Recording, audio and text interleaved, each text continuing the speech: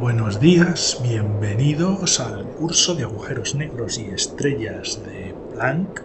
La verdad que da miedo ver este agujero negro.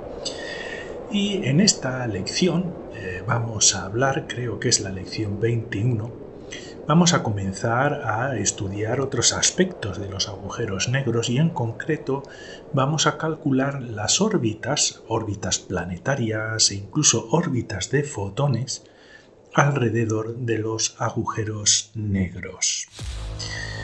Entonces, nos podemos preguntar cómo calculamos las trayectorias de los objetos alrededor de agujeros negros, que también es extensible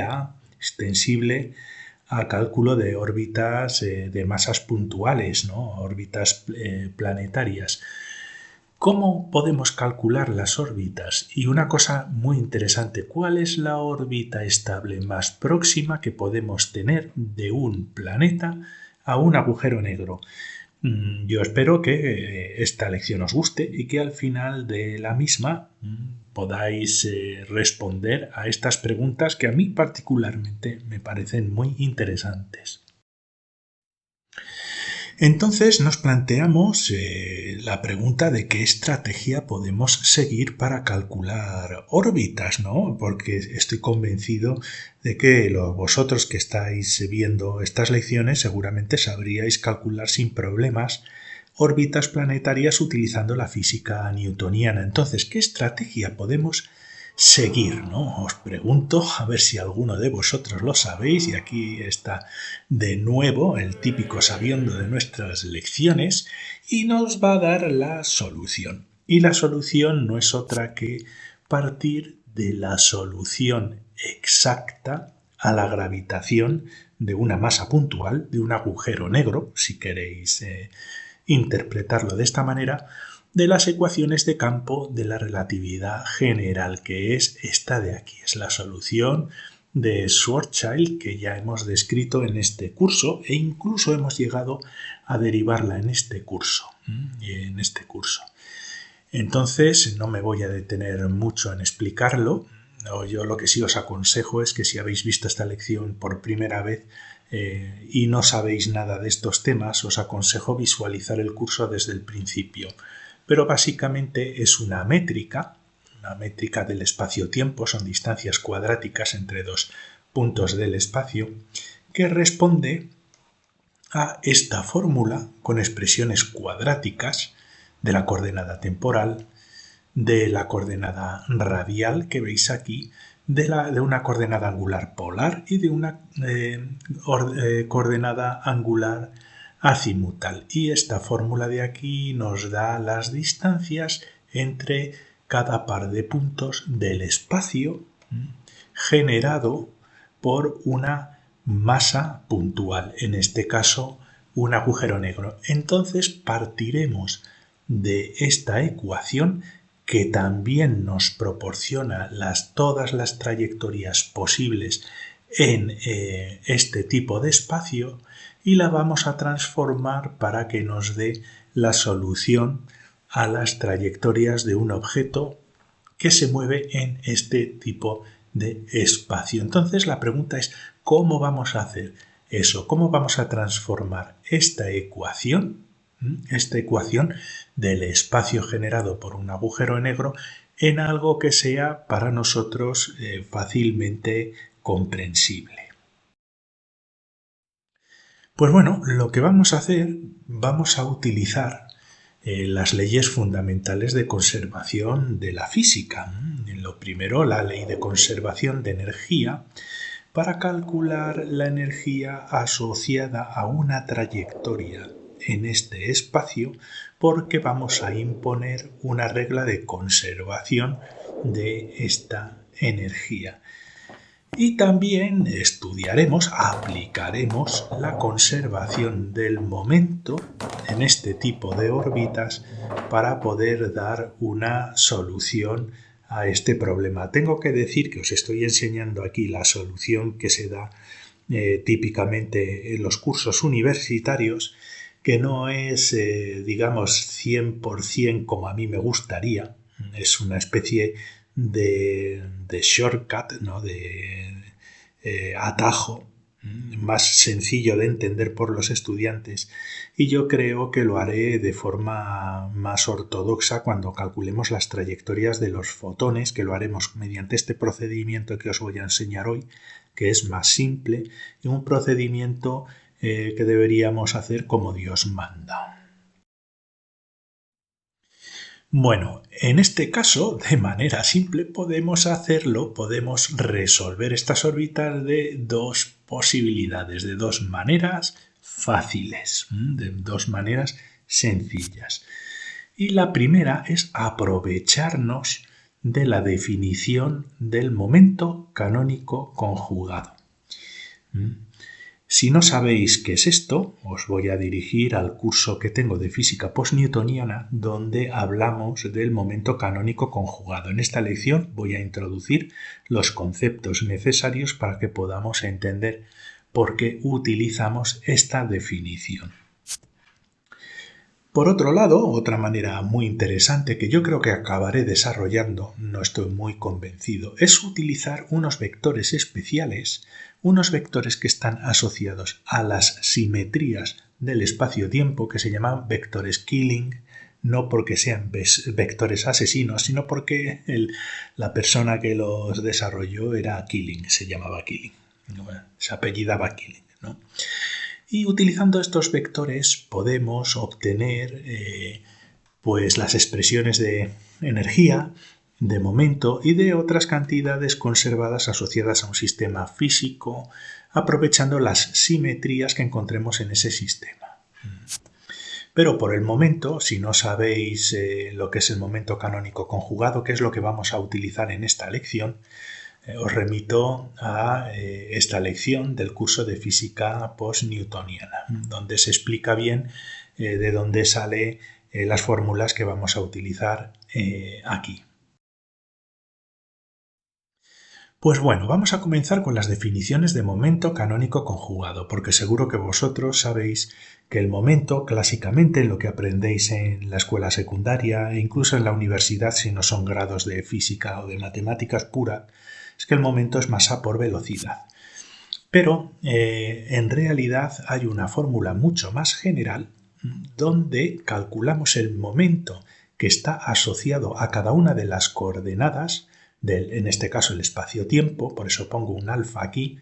Esto es un índice contravariante. Estoy utilizando notación tensorial. Os dejo también un enlace en la descripción a esta lección del curso de cálculo tensorial para aquellos de vosotros que no lo conozcáis. Si alfa es igual a 0, estaríamos hablando del componente tiempo del cuatrivector de momento relativista. Si alfa es igual a 1, estaríamos hablando del momento asociado a la coordenada x. En este caso, en vez de la coordenada x, sería la coordenada radio de nuestro sistema de coordenadas. Si alfa es igual a 2, estaríamos hablando del momento asociado al ángulo polar. Y si alfa es igual a 3, estaríamos hablando del momento, un momento angular, asociado al ángulo azimutal. Y la definición general de momento es la derivada parcial de la función lagrangiana que codifica todas las características fundamentales de nuestro sistema físico. Es una función codificadora de todas las características conservadas más importantes. De eso lo explicamos muy bien en el curso de física postnewtoniana con respecto a la velocidad asociada a cada una de las coordenadas. Os dejo también el enlace del curso de física postnewtoniana en la descripción del vídeo porque yo creo que es importante que aprendáis estos conceptos. Entonces, ¿cuál es la función lagrangiana que nos describe todas las características fundamentales de un agujero negro? Pues básicamente la función lagrangiana sería la raíz cuadrada de la métrica del espacio-tiempo. Esto de aquí es la versión cuadrática de la métrica. Tendríamos que hacer la raíz cuadrada y todo esto con una raíz cuadrada e integrándolo en un principio de acción, de esto lo hablamos en el curso de física postnewtoniana, tendríamos nuestra función de Lagrange a partir de la cual podemos derivarlo todo, tanto las trayectorias como la energía del sistema, como el momento del sistema. Pero aquí vamos a utilizar un pequeño truco. En primer lugar, lo que vamos a hacer, vamos a considerar órbitas donde no cambiemos el ángulo azimutal, donde el ángulo azimutal es 0. Entonces únicamente vamos a tener órbitas en el ángulo polar. Nos da igual porque es un agujero negro de Schwarzschild con simetría totalmente esférica. Y eso nos simplifica la métrica, que va a ser nuestra función lagrangiana, eliminando toda la dependencia del ángulo azimutal, y nos simplifica bastante la expresión. Y vamos a hacer otra cosa. Vamos a parametrizar esta ecuación. ¿Y cómo lo vamos a hacer? Vamos a dividir el término de la izquierda y el término de la derecha por e de tau al cuadrado, por el tiempo propio al cuadrado. Y esto es algo que se hace para generar las funciones lagrangianas. ¿Por qué? Porque si hacemos esta división, esto se nos transforma en dt cuadrado dividido d tau cuadrado, y es la definición de velocidad, digamos, de la velocidad propia en la coordenada tiempo. Este diferencial de radio al cuadrado entre d tau al cuadrado sería la velocidad propia de nuestro planeta o de lo que sea en la coordenada radial. Y este de z al cuadrado dividido d tau al cuadrado sería la velocidad al cuadrado en el ángulo polar, la velocidad angular al cuadrado. Entonces vamos a dividir esto y esto entre dt al cuadrado. Y lo vamos a llamar epsilon. Y diréis, ¿por qué no lo he llamado 1? Bueno, en primer lugar vamos a llamarlo epsilon. Aquí cambiamos la notación, ese dt cuadrado entre d tau al cuadrado es la velocidad en la coordenada 0, en la coordenada tiempo, al cuadrado, la velocidad propia. Aquí tenemos la velocidad propia en la coordenada radial al cuadrado y la velocidad propia en el ángulo polar al cuadrado. Y lo hemos parametrizado así porque esto realmente no es igual a 1, todo depende. Epsilon puede adoptar 3 valores. Puede ser 1, 0 o menos 1. Recordad que en relatividad general y en relatividad especial la métrica puede ser positiva, negativa o 0 dependiendo del tipo de trayectorias.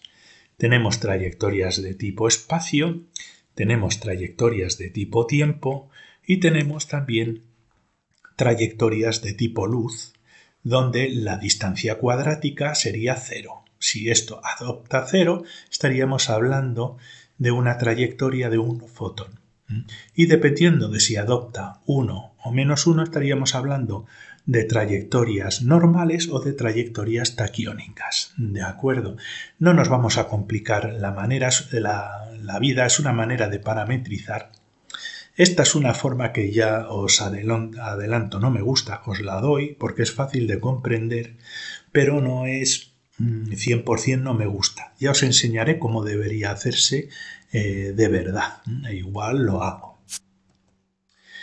Y también, si os habéis fijado, aquí no hemos puesto C por ningún sitio, porque prefiero simplificar las operaciones trabajando en unidades donde C es igual a 1. Luego al final ya incorporaremos C haciendo un análisis dimensional en las soluciones de relevancia. Pero es mucho más sencillo quitarnos el C de encima porque no aparecen, desaparecen, se simplifican, no se simplifican, etc. Entonces trabajaremos en unidades donde C es igual a 1. Y ya tenemos esta fórmula de aquí.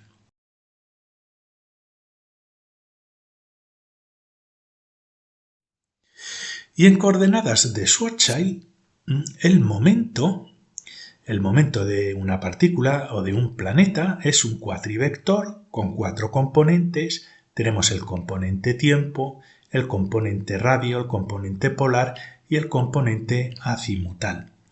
Y la interpretación de los componentes del cuatrivector de momento en relatividad es que equivale el componente tipo tiempo de momento equivale a la energía de la partícula dividido entre c.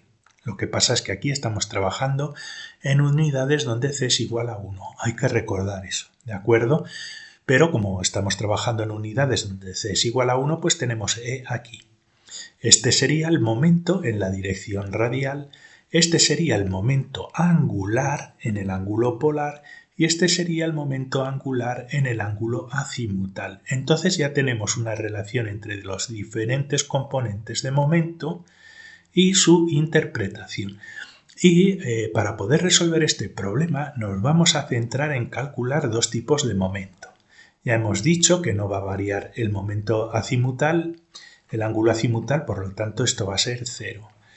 El momento radial va a ser prácticamente 0 también porque consideraremos órbitas circulares. Pero lo que sí vamos a calcular y que se va a conservar en nuestro sistema es la energía del sistema y el momento angular en el ángulo polar del sistema. Entonces queremos calcular esto y esto. Y para ello el cálculo es directo, lo vamos a hacer con la definición que habíamos introducido del momento canónico asociado a cada coordenada. Bien, si queremos calcular estos componentes de momento en relatividad, partiremos de la función lagrangiana, que va a ser la métrica de Schwarzschild, la que hemos parametrizado, y lo que tenemos que hacer es derivar frente a la velocidad en cada coordenada, pero la velocidad propia relativista. ¿De acuerdo? Para calcular la energía simplemente sustituimos alfa y le ponemos un 0 y aquí tenemos que derivar la lagrangiana por la velocidad en el componente tiempo, que es básicamente la velocidad propia en el componente tiempo. Es u con el superíndice 0. Entonces tenemos que hacer esta derivación y obtendremos una expresión de energía. Y lo mismo haremos para calcular el momento angular asociado al ángulo polar que tenemos aquí. Pues simplemente lo que haremos será derivar la función lagrangiana por la velocidad propia en el ángulo polar. Y así obtendremos esto y esto. Y veréis que al calcular estas cantidades vamos a poder simplificar muchísimo ese problema para calcular las órbitas de una manera un poco más indirecta. La energía es entonces, pues vamos a calcularla. Aquí tenemos la función parametrizada de la métrica, que es lo que vamos a utilizar como si fuera la función lagrangiana. La función lagrangiana realmente debería tener una raíz cuadrada. Como ya os he dicho, no es la manera preferida que tengo de solucionar estas órbitas, es una especie de atajo, pero bueno, el resultado que vamos a obtener es correcto.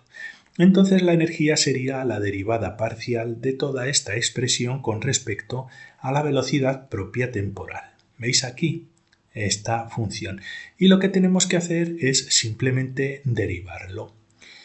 Aquí esto va a ser 0, no tiene dependencia con la velocidad propia en la coordenada temporal, esto también va a ser 0 y lo único que vamos a obtener es la derivación que va a ser directa y el resultado es 2 por 1 menos 2 mg dividido r por la velocidad propia en la coordenada temporal. Y lo que vamos a hacer es sustituir esta velocidad propia temporal al cuadrado por una versión dependiente de la energía del sistema que sabemos que se va a conservar. Entonces, esta velocidad propia va a ser igual a E dividido 2 por 1 menos 2 mg dividido r. ¿De acuerdo?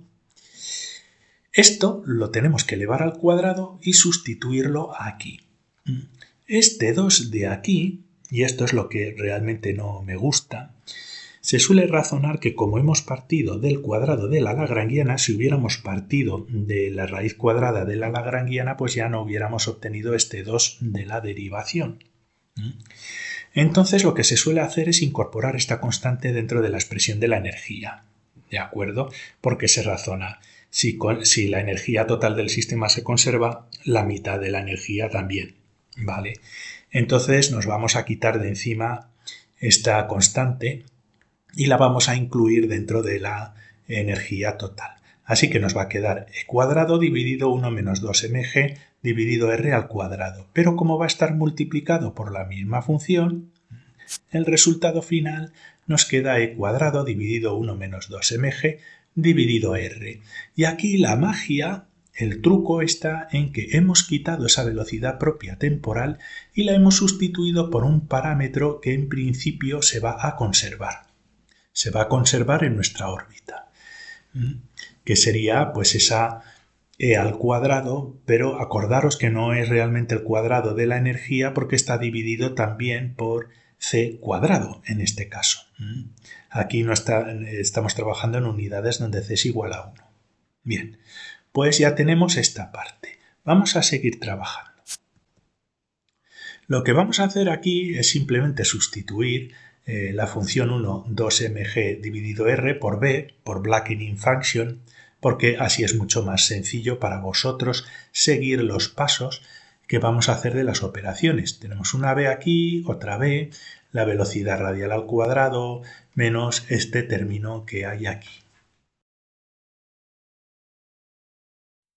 A continuación vamos a calcular el momento angular. ¿De acuerdo? Entonces tenemos aquí la lagrangiana y para calcular el momento angular en el ángulo polar, que es el único que estamos considerando, pues hacemos lo mismo. Vamos a derivar la lagrangiana, que realmente es el cuadrado de la lagrangiana lo que estamos derivando, por la velocidad propia en el ángulo polar. Y pues es una derivación fácil, esto va a dar 0, esto va a dar 0 y esto que sí tiene dependencia con la velocidad propia polar es lo que vamos a derivar. Y nos va a dar, aquí no pongo el menos, ¿de acuerdo? Simplemente cojo este término y lo derivo, pues 2r cuadrado por la velocidad propia en el ángulo polar. Y fijaos que vamos a hacer lo mismo, vamos a incorporar este 2 dentro de la L como una simplificación, con el mismo razonamiento con el que hemos hecho con la energía. No pasa nada, o sea, el resultado va a ser el mismo. Pero bueno, ahora sustituimos la velocidad propia polar, aquí que teníamos al cuadrado, por L cuadrado dividido R al cuadrado. Y nos queda esta expresión que es bastante más sencilla. Y ese 1/2 que teníamos nosotros por aquí, pues bueno, lo hemos incorporado dentro de nuestro ángulo, de nuestro momento angular polar, con ese razonamiento que os he comentado antes. Al final el resultado es el que sale, o sea, sale bien, pero bueno, no es de las mejores maneras y os lo pongo porque es muy sencillo de seguir. Y ahora, fijaos, lo que vamos a hacer también, vamos a simplificar la notación, porque tenemos esta velocidad propia en la coordenada r al cuadrado. Esto lo vamos a sustituir por la notación propia de física postnewtoniana con una r, la coordenada r con un punto arriba, que eso significa diferenciación en el tiempo. Así, y esto implica la velocidad radial con respecto al tiempo, en este caso el tiempo propio al cuadrado. Y fijaos que se nos ha simplificado muchísimo esta ecuación. Tenemos un parámetro que va a ser constante, será 1, menos 1 o 0, una energía que va a ser constante porque se va a conservar, un momento angular que va a ser constante porque se va a conservar y una velocidad que tenemos aquí en la coordenada radial. Ya está, tenemos una ecuación que si la resolvemos para el radio, el cambio en la coordenada radial, ya tendremos nuestra órbita.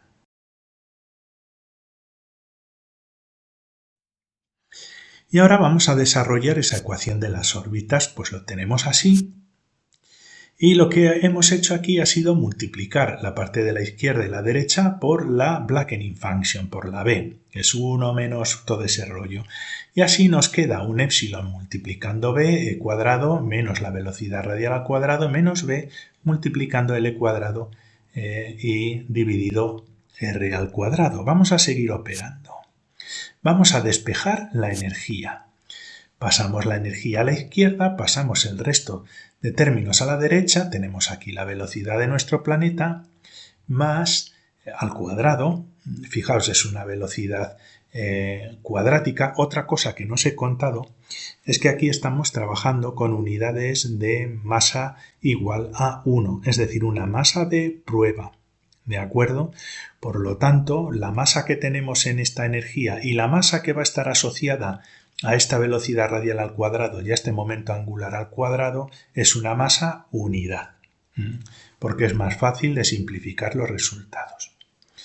Bien, ahora lo que vamos a hacer es reincorporar la expresión de la función de ennegrecimiento del agujero negro, que era esta de aquí, y seguir operando.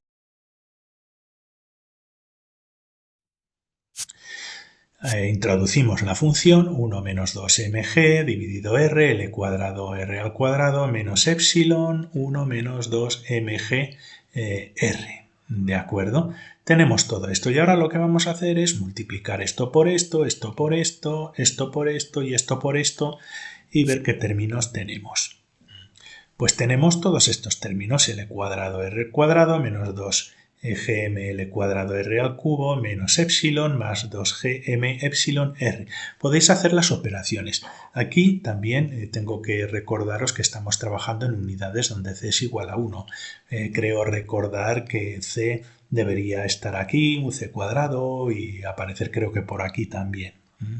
Más o menos para que lo tengáis en cuenta.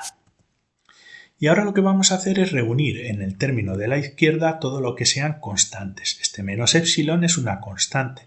Lo vamos a pasar ahí. Y tenemos que la energía total más una constante, que es 1 menos 1, incluso puede ser despreciable si queréis, es igual a el resto de términos. Velocidad, momento angular, que se conserva, momento angular y otra cosa que si os fijáis pues parece el potencial newtoniano. Reordenamos los términos y los dividimos todo entre 2. Y diréis, ¿por qué lo vamos a dividir entre 2? Bueno, porque si lo dividimos de esta manera, esto de aquí es energía cinética, aquí tenemos una masa velocidad al cuadrado dividido entre 2, energía cinética, esto gm entre r con un epsilon que hay aquí sería la energía potencial de tipo Newton, más otros términos. También habría que introducir c por cuestiones de dimensiones. Fijaos, esto es energía al cuadrado, esto es energía cinética, pero aquí esto está dividido entre c cuadrado. Es decir, las dimensiones son correctas, pero siempre y cuando introduzcamos c. Pero por cuestiones de simplificación de la derivación de la ecuación, pues nos vamos a seguir con c es igual a 1. Y después al final haremos un análisis dimensional para reintroducirlas. ¿Y qué es lo que tenemos? Tenemos una cosa que se va a conservar en nuestra órbita, que va a estar compuesta de la energía cinética del planeta, ¿no? Un potencial newtoniano que, fijaos, el potencial newtoniano, ya sabéis que la energía potencial es negativa, por lo tanto aquí epsilon va a tomar el valor menos 1 para que tengamos el potencial newtoniano, no pasa nada. Una energía centrípeta, que es dependiente tanto del radio como del ángulo del momento angular, que también se conserva. Y después tenemos aquí un término que no aparece nunca en la física newtoniana. Es un término que es dependiente del radio al cubo. Y aquí tiene escondido un c al cuadrado en el denominador. Gm, L al cuadrado, R al cubo. Y es la corrección relativista en las órbitas planetarias en la solución de Schwarzschild. Es una corrección relativista que va a ser muy importante para obtener las soluciones de las órbitas. Y lo que podemos resumir es que la energía total asociada a esas órbitas va a ser la energía cinética más esta colección de 3 términos que lo vamos a considerar como una energía potencial efectiva. ¿De acuerdo? Todo esto va a ser un término de energía potencial. Y lo que podemos hacer es estudiar el comportamiento de esta energía potencial porque nos va a dar la solución a las órbitas asociadas al agujero negro sin que realmente tengamos que calcularla. Por eso hemos utilizado este procedimiento. Acordaos de estos tres términos porque los vamos a analizar como una energía potencial efectiva.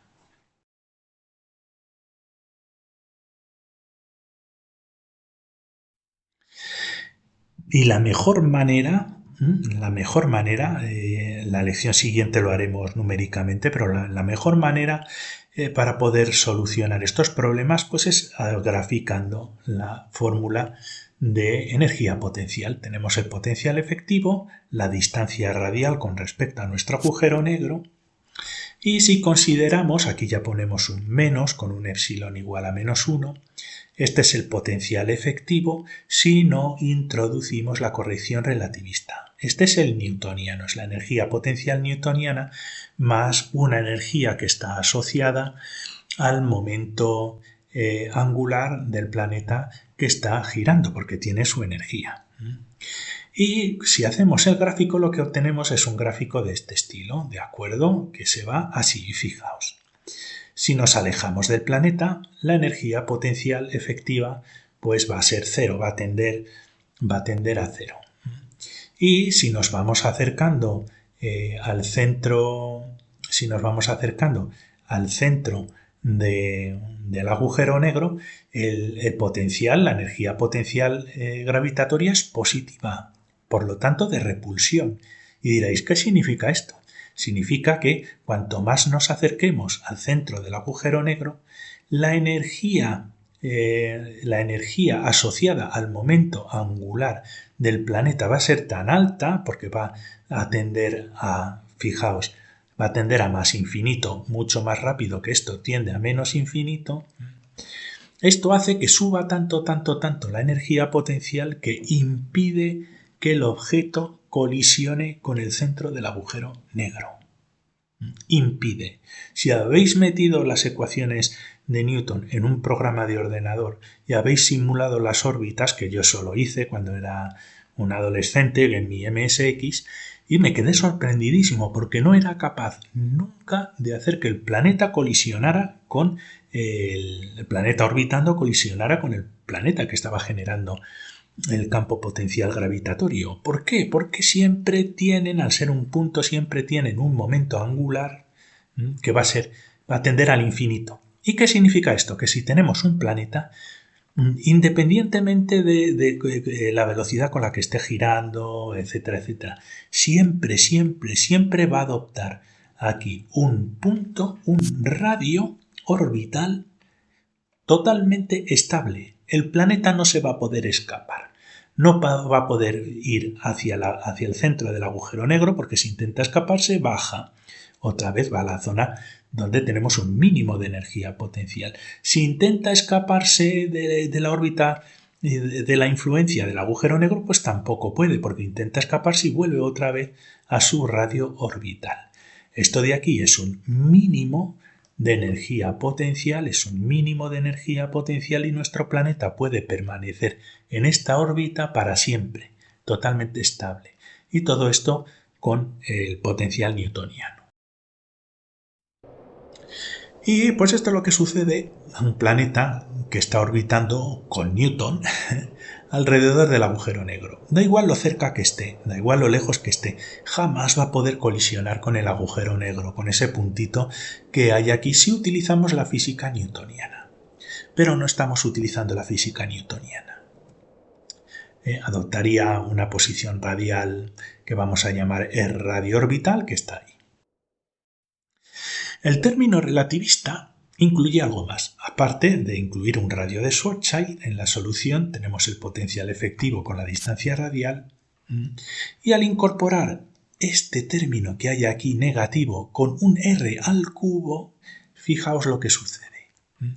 Nos da un mínimo, un máximo y si nos acercamos al radio de Schwarzschild, el potencial efectivo cae a menos infinito, es decir, la energía potencial gravitatoria va a menos infinito y eso significa que nuestra partícula, si se acerca aquí, va a ir de manera irremediable al centro del agujero negro, va a atravesar el radio de Schwarzschild. Esto no sucedía con las fórmulas de la física newtoniana, donde solo teníamos esta solución y no podíamos cruzar nunca ese agujero negro.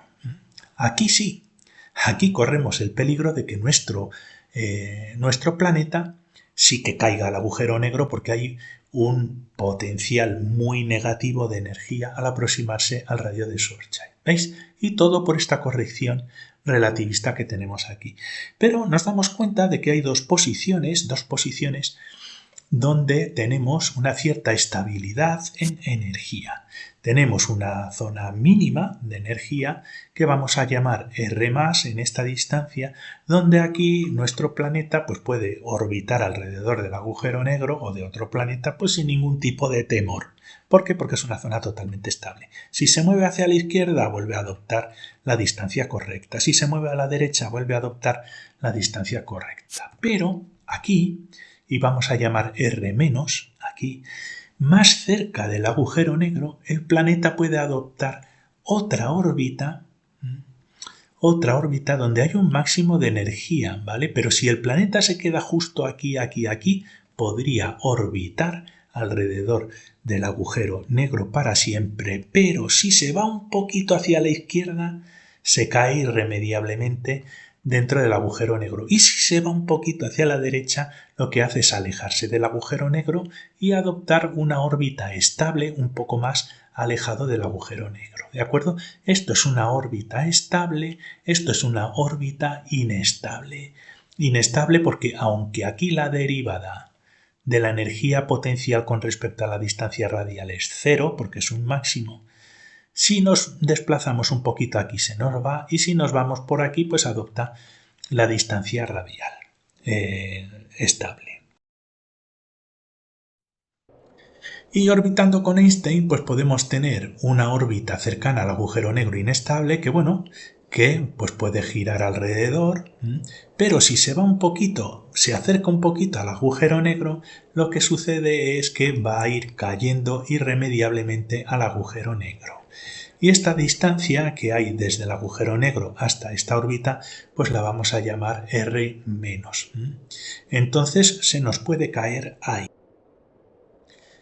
Y bueno, otra cosa que puede suceder al planeta dentro de esta órbita inestable, como ya hemos visto, es que orbite aquí y si en vez de caerse un poquito al agujero negro tiene una velocidad lo suficientemente alta como para salirse un poquito de la órbita, lo que va a hacer es salirse de esta órbita interna inestable y adoptar una órbita estable un poquito más lejos del agujero negro. Y eso es lo que hemos visto en las ecuaciones como el radio R- de la órbita inestable, donde o puede caer al agujero negro o puede salirse a otra órbita más estable, y la órbita que está a un radio R+, que indica una órbita estable de los planetas alrededor del agujero negro. Así que cuando orbitamos con Einstein, las cosas no son tan perfectas como cuando orbitamos con Newton. Hay órbitas inestables para los planetas. Hay órbitas inestables por primera vez. Si os ha gustado esta lección, os invito a suscribiros al canal, os dejo un enlace al curso en general, otro a la lección anterior y os dejo enlaces a los cursos, al resto de cursos en la descripción al vídeo. Pues bueno, hasta la próxima lección. Muchísimas gracias.